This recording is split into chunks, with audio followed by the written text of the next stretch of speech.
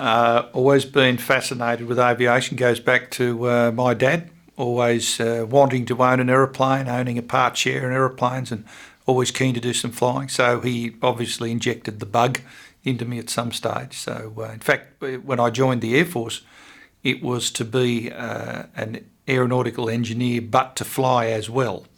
And strange things, that's exactly what I ended up doing. But that was the aim way back when I joined. As an academy student at Point Cook, the standard practice was that you went down to No. 1 Flying Training School at Point Cook at the start of the second year of studies, and you did the first 6 weeks of pilot training. In those days on the Winjeel, and I did 25 hours on Winjeel and went solo, did about 2.5 hours solo, and then disappeared up to Sydney University to continue my engineering studies.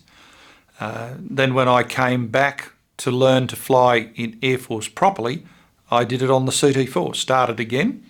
But in the meantime, I'd actually put myself through civilian licence at Bankstown, both restricted and unrestricted. So in some ways I've been taught 3 times.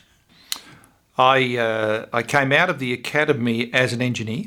They had an option in those days. Most people came out into general duties, went straight on to pilot's course and flew. You could elect to go to Sydney University and do engineering studies, which is what I did. So my initial employment in 77, 78 timeframe was as an engineering officer.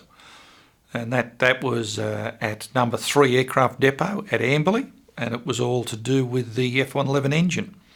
And there was a scheme in place in those days where they would take 2 engineers a year, normally, and put them through the full flying training and then give them 1 tour on type. You remained as an engineer and you went back into the engineering branch wearing wings. The idea was to have a small cadre of engineering officers who had flying qualification and experience of operational flying, and that's the scheme I went through. My 1 tour, which was a 2-year tour, was on Canberras, and I was very fortunate for that to happen. There was a little bit of a story involved in it. At the end of pilot's course, you got a choice of what you wanted to fly. You had the opportunity to list the, I think, 16 types of aeroplanes that we operated in those days in order. And then the staff at the flying training school decided who should go where. You had to be careful that you didn't end up in a cascading priority situation. If you put Mirages down and you missed out on Mirages, your second choice may have been Iroquois, but someone else may have had Iroquois as first preference. So you could end up right down.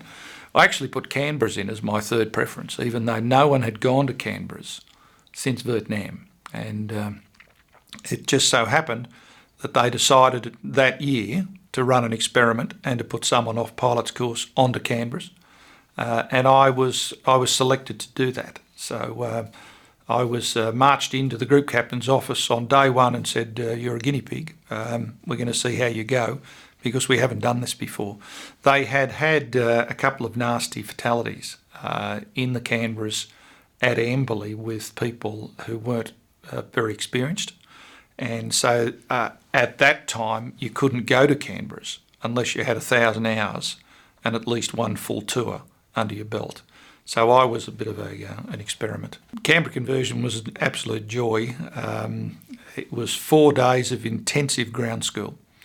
And on the 5th morning, you actually got in all your gear, went down with the instructor, strapped into the aeroplane, started the aeroplane, shut it down, and on the Monday, you flew.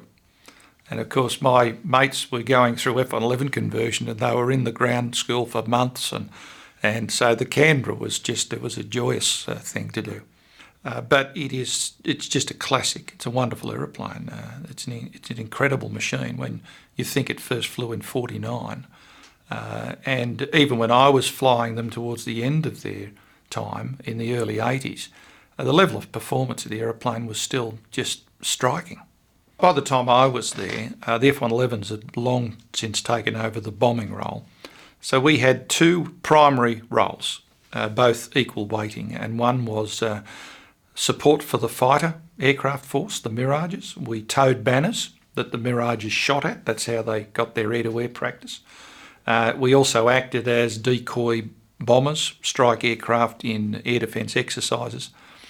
The other primary role was photo survey work, and we had 3 of our aircraft equipped with survey cameras in the bomb bay, and we would take photographs, and that's how most of the maps that we still use today were generated. And the Canberra, routinely we would do photography anywhere from 200 feet above the ground to 45,000 feet above the ground, and that was the requirement, and the Canberra that was the role.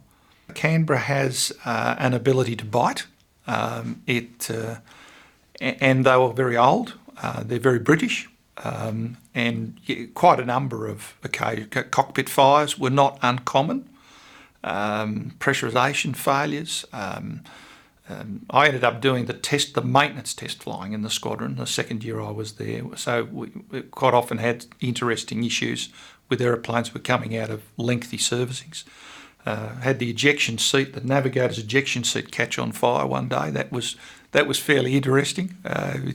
We were in the circuit and the nav said there's a whole lot of white smoke coming out from under the ejection seat, and so we thought it was best to get on the ground. But yeah, there were regular things. They're not a particularly complex aeroplane, but some of the systems were giving some problems, I guess, towards the end of their life. The Canberra is fully aerobatic. In fact, you could loop a Canberra straight and level. From straight and level, you can exceed the V&E, the never exceed speed, in straight and level flight, and not even full power. They're quite an incredible aeroplane. When I was flying them in service, we were fairly restricted in terms of the amount of G we could pull and speed, because they were right at the end of their life. So we were limited to 3G. You could still do aerobatics in the Canberra at 3G, but they had, in earlier days, they were up to around 4 and even more for lightweight. I was advised that there was an opportunity and I was to present myself to the chief pilot at Temora with my CV of flying, and that's exactly where it all started. The Canberra is it's a beautiful thing to fly. I say to people, it's like being in a big Cadillac. The aeroplane weighs in at about 35,000 pounds, 17,000 kilos. In display configuration, you don't change direction rapidly. I try to keep the amount of G-force down to a minimum, because the aeroplane is it's like money out of the bank. Every time you pull G-force, the money's gone and there's no way to put it back. So the display that I fly is very much a gentle display. It's all about showing the aeroplane off, showing the people how quiet it is, how fast it is, and what a beautiful thing it is in the air. And the way I look at it, if I can put it up there and let people take pictures of it, hear it, smell it, and see it in flight, and get it back on the ground without doing any damage to it, I've done my job.